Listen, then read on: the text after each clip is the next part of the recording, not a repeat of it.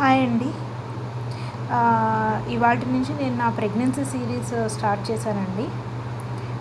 మీరు చూసుకుంటే నా ఈడీడీ వచ్చేసి 8/12/2024 ఇచ్చారండి.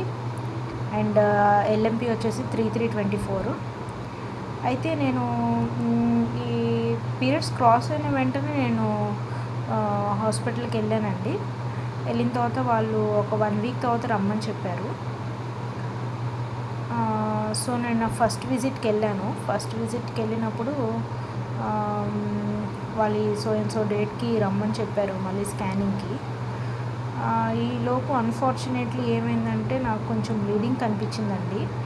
చాలా టెన్షన్ పడిపోతూ వెళ్ళాను. అప్పుడు స్కాన్ చేశారు. స్కాన్ చేసినప్పుడు మీరు ఇక్కడ చూసుకుంటే కంప్లైంట్ ఆఫ్ స్పాటింగ్ ఇచ్చారు. ట్రాన్స్ అబ్డామినల్ చేశారు. సింగిల్ ఇంట్రాయూటరైన్ జెస్టేషన్ అని ఉంది.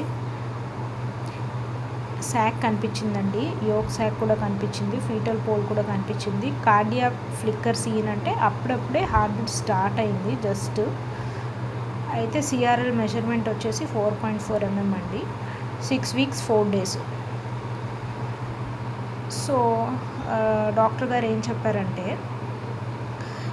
కొంచెం బ్లీడింగ్ కనిపించింది కాబట్టి నాకు ప్రొజెస్ట్రాన్ సప్లిమెంట్స్ ఇచ్చారండి. అండ్ నేను మళ్ళీ ఒక 1 week తర్వాత రమ్మన్నారు. నాకైతే చాలా టెన్షన్ వేసిందండి. బ్లీడింగ్ కనిపించింది, మిస్క్యారేజ్ ఏమైనా అవుతుందేమోనని.